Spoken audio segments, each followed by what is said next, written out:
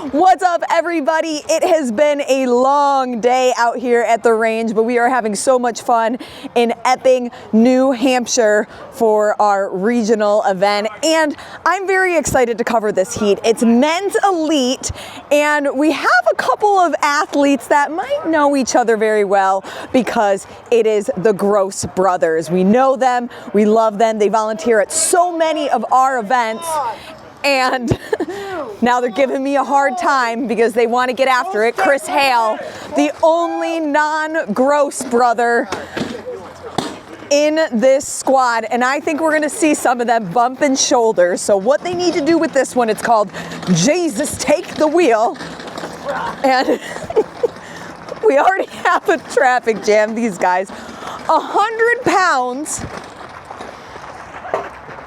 and what? We don't know what's happening. Paul Gross and Tim, and Chris Hale just already causing a ruckus. So they have to bring that wheelbarrow all the way around the pond.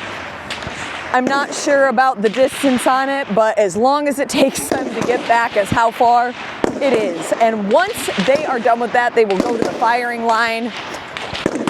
Each division has a different amount of set weight inside the wheelbarrow.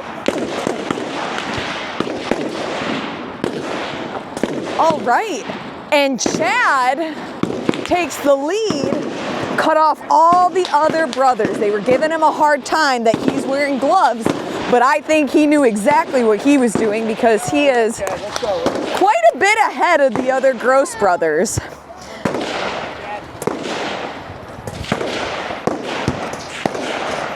And here, the rest of them come.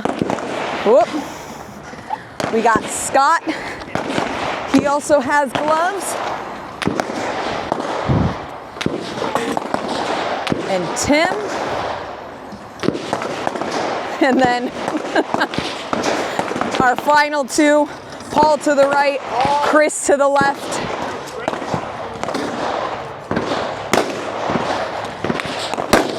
And then they approach the firing line. 3 total rounds for this one. They start with their rifle and will have 12 shots. Distance is going to be the same for pistol and rifle, about 50 yards out. Pistol and rifle is also going to be freestyle. 10 shots with the pistol.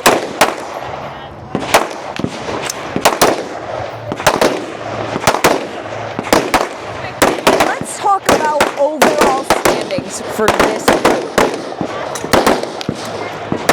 All the way to the right, he was the first to end with the wheelbarrow. Chad Gross, he is your leader of the Gross brothers. He's sitting in 3rd place overall at 86.29 percentage points, but he has his brother Tim sniffing at his heels, sitting in 4th overall at 84.21 percentage points. So Chad first to start round 2 of 3, and then behind him, here comes Tim. And nice, he's moving. Oh yeah, getting some of that dirt on his hands to give him a little bit more grip on there. And Tim is off. Chad 1, Tim 2. And Scott is going to be 3. Ooh, look at that strategy. The way that he pulled that all the way up. And then he adjusted it. But a good strategy to give your arms and hands a break for a different technique. And here comes Chris trying to hunt me down. And Paul right behind him. They are all into their 2nd of 3 rounds, 15-minute time cap. This will be their last stage of the day.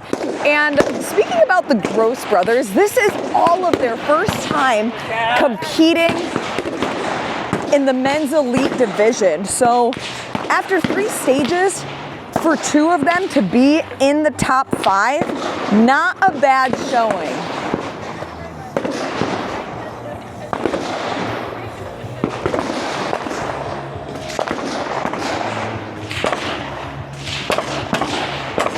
Chad taking his time, trying to get that heart rate under control, deep breath, loading in that magazine. And with freestyle, you'll notice that each athlete is going to have their sling a bit different. For Chad, he is not adding any or pulling in any slack here. He's just letting it hang there. Perfectly fine. I'm curious to see if any of the other Gross brothers or if Chris Hale will decide to pull in the slack to make it a little bit tighter, and that will actually help with stability when you're shooting. So Tim, not even using the sling at all, just letting it hang there.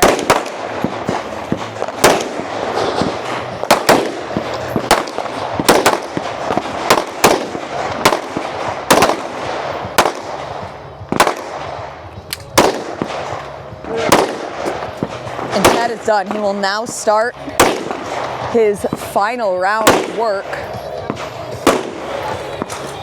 In round 3. Tim done with his rifle, he will move to his pistol as his other brothers are just now making their way to the firing line.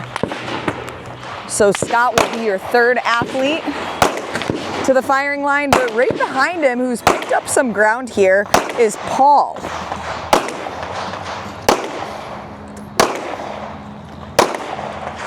And then Chris getting to work as well. Scott to your left, Paul to your right. Scott will strike first with his first shot of rifle, as Paul now gets to work. And what I was talking about before is using the sling to add to stability. You can see that Paul decided to do that. He wrapped that sling around the arm. That is going to bring it closer to your body. It's going to prevent that rifle from moving as much, and I think that that is a great idea, a great strategy. Chris also doing it. So I will be curious to see if we pull their targets and look at them at the end. Even though Paul is going to be the third athlete to get to work on his final round, what his targets look like in comparison to Tim and Chad, since they did leave a lot of loose sling there on the rifles. Scott done with his firing sequence, making his way to his last round of work. But Chad already done with his last round of work, bringing that 100-pound sandbag to his firing line for the final sequence. Just 12 shots with his rifle and 10 with his pistol remain before he can lock in a time and finish out day 1 of competition here in New Hampshire.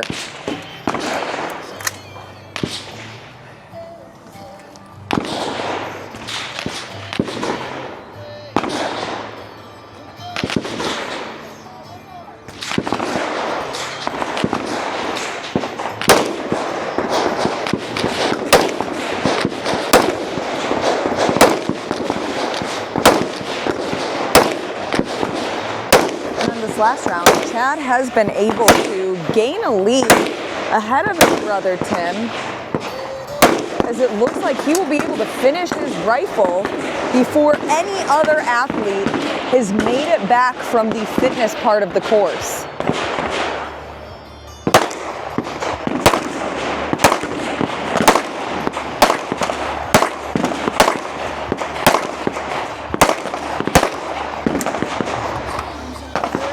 And Chad is done. He'll just need to cross that finish line with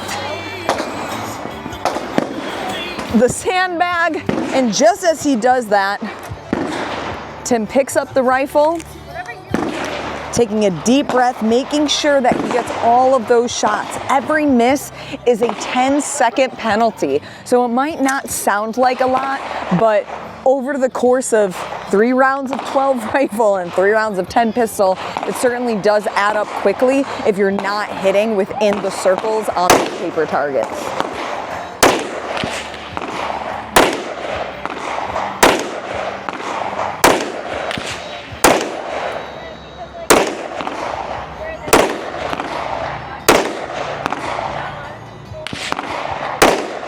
Going into this one, Tim's brother Chad was about 2 percentage points ahead of him.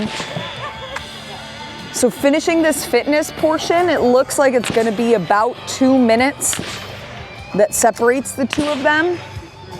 We will have to check those targets to see how close the scores ultimately are, because we do score tactical games events in percentage points.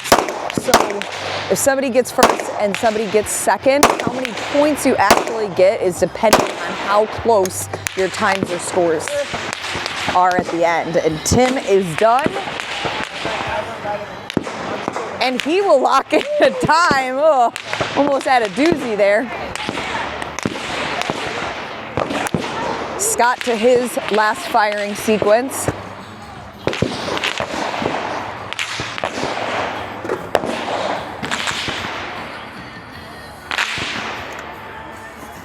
And as he loads up his rifle, Paul will now make his way to the firing line as well.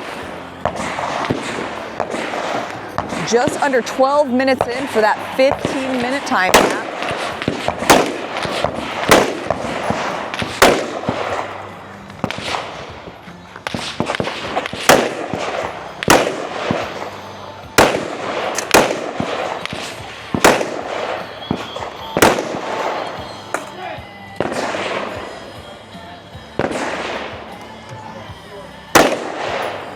And you see Scott, really good technique. So his magazine dropped, Scott is on the left. And he kept the muzzle pointed forward, crouched down, and made sure that he was safe in order to squat down and grab it. Never breaking that 180 rule. That 180 rule, if it is broken, will result in a match DQ. We take safety here the utmost importance. Make sure that everybody leaves after a good, safe weekend. Scott is done. Oh, almost forgot to grab his 100-pound bag, but he got it. And he will lock in a time, with Paul now ending his final firing sequence. Has that 100-pound bag. And he will lock it in over here on stage 4. As Chris Hale clears his pistol, grabs that sandbag, and crosses the finish line. Go fuck yourself. These goddamn children. These children, how was it competing with the Gross brothers? You've been in their squad all day, all weekend. They're great people. They're great people. They're stellar individuals. America couldn't ask for a better group of brothers. Are you an inductee Gross member by the end of the weekend? Well, I outweigh all of them collectively, so I've told them they got to call me daddy, and they're kicking my ass. So it, seems about right. Daddy Hal of the Gross brothers. Take it for what it's worth. Okay, we gotta find Chad now.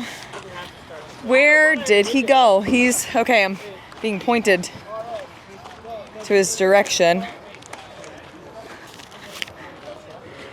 Hey, not a bad run at all. Thank you. How we feeling? Thank you. That was a good stage. Taxed the forearms out, that's for sure. Were you happy you wore the gloves?